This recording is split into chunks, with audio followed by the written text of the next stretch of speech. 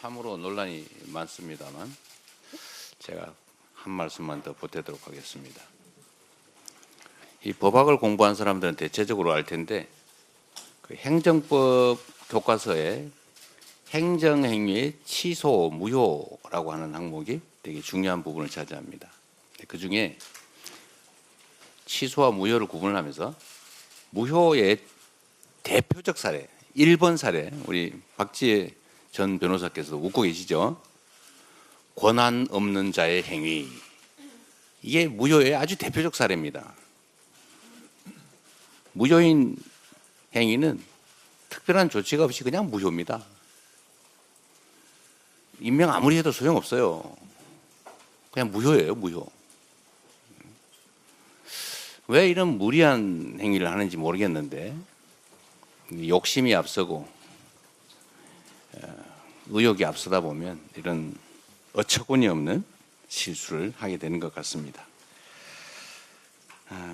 우리 한덕수 권한대행은 그런 사적 이익을 위한 꼼수에 몰두하기보다는 저기 보이는 것처럼 우리 국민들의 삶에 관심을 갖기 바랍니다.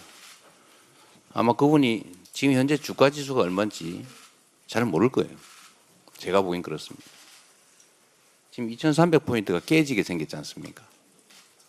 저 숫자가 의미하는 게 어떤 건지 그분은 과연 알까요? 지금 환율이 1480원을 넘어갔습니다. 왜 이런 일이 벌어졌겠어요? 안정되다가 윤석열 전 대통령 탄핵으로 환율이 안정되다 갑자기 치솟지 않습니까? 물론 대외 요건도 있겠지요. 그러나 중요한 것은 이런 국가 혼란상 때문이 아닌가 싶어요. 국민의 공복으로서 책임감이 조금이라도 있었으면 이런 핵에 망측한 하나마나한 혼란만 초래하는 이런 일들은 하지 않았을 것 같습니다. 제가 당대표 일을 한 지가 3년 가까이 되는데 오늘은 우리 최고위원들께서 저보고 말씀드릴 기회를 많이 가지라고 발언을 짧게 해주셔가지고 제가 조금 더 길게 마지막이니까 말씀을 좀 드리려고 합니다. 이 공직이라고 하는 게 일을 하자면 끝이 없고 안 하자면 표시도 안 나는 그런 영역의 일들 같습니다. 국민들은 선거 때 되면 이 사람이 잘했나 못했나 이제 판단을 내서 재신임 여부를 결정하게 되는데 너무 텀도 길고 또 선거 때 되면 이런저런 이유로 개별 후보들의 정확한 성과 평가를 하기가 쉽지가 않습니다. 집단 속이 숨기가 쉽지요.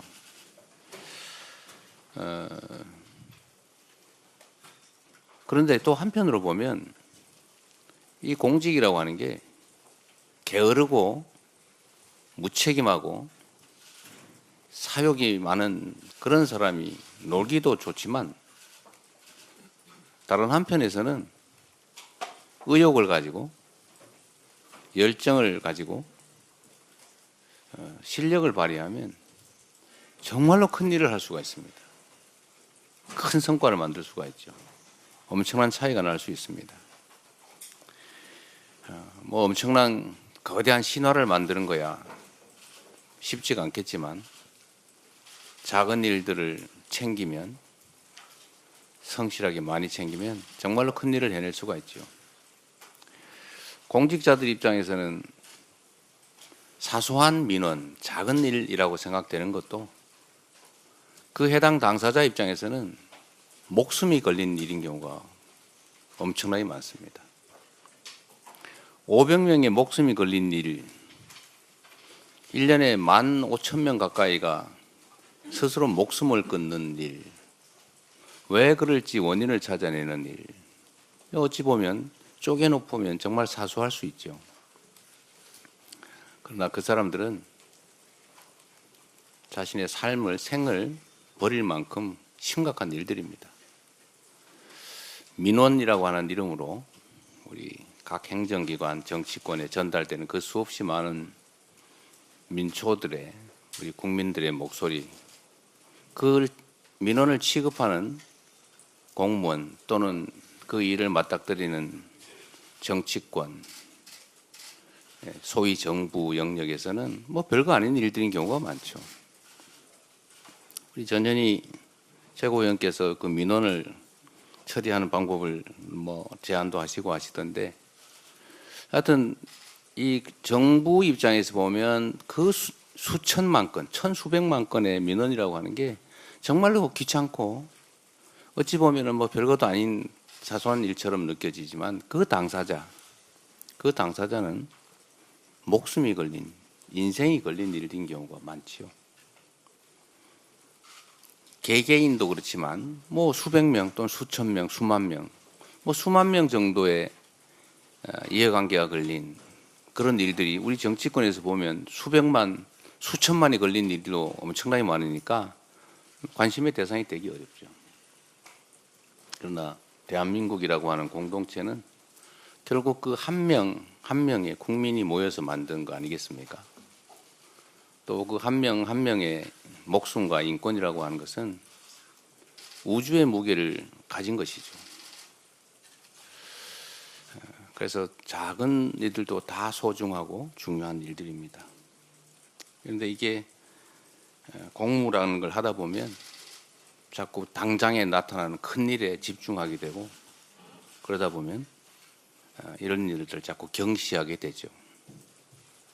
그 속에서 많은 사람들은 해결 가능함에도 불구하고 그 해결 가능한 일 때문에 고통받고 심지어 극단적인 결과를 빚기도 합니다. 행정 영역보다 사실 정치 영역은 그런 경향이 훨씬 더 심한 것 같아요.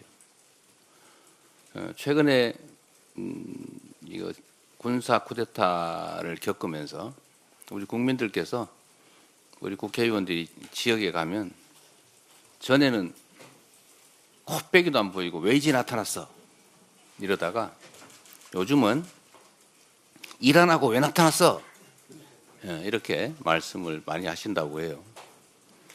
전에는 이 인간이 어디 가서 맨날 놀기만 하면서 동네 인사라도 다녀야지 인사도 안 다니네 이렇게 생각하다가 요즘 보니까 정말로 할 일도 하고 고생도 많이 하고 밥값을 안 해. 더 중요한 일을 해야지 왜 동네 이런 행사에 나타나?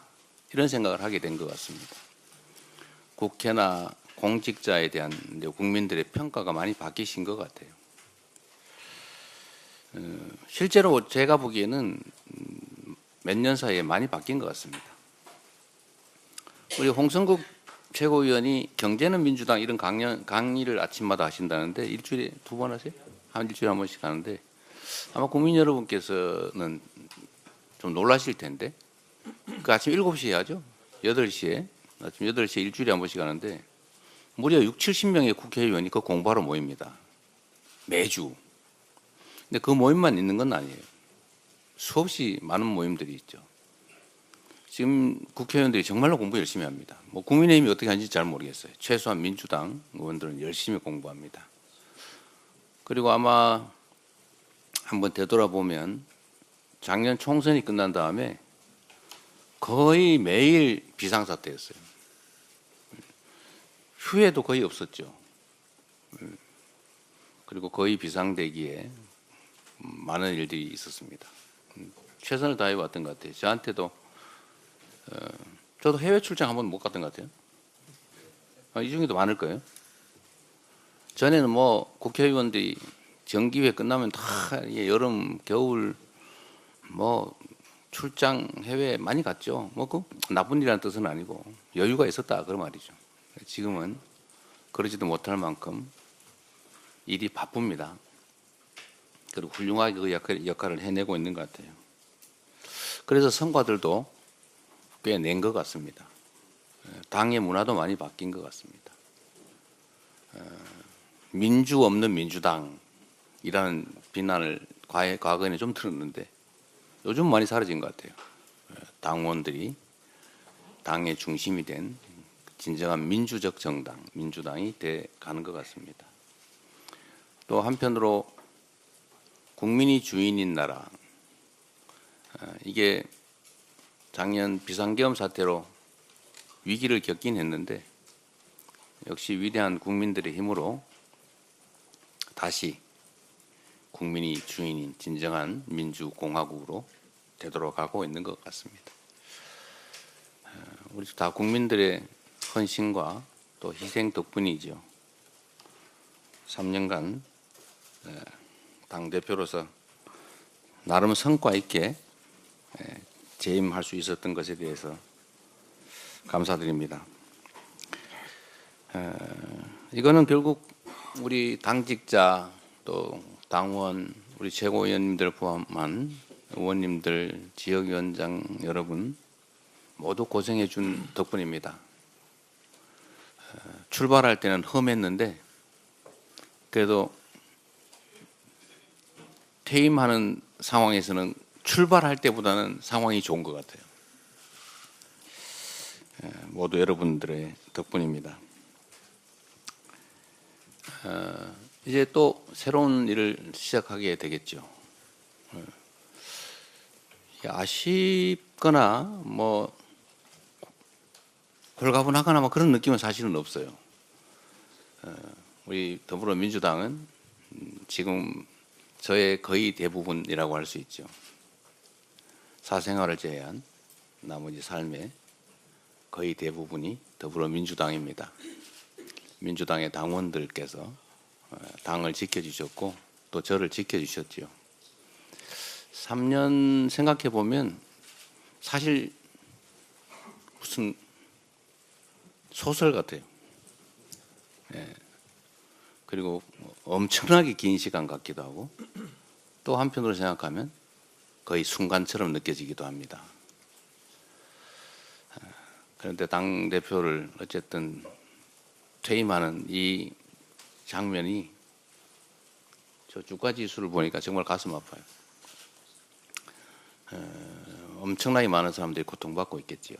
그렇다고 내일 모레 당장 좋아진다는 보장도 없습니다. 그래도 우리 위대한 국민들은 언제나 역경을 스스로의 힘으로 이겨내왔습니다. 신통한 게 하나 있죠.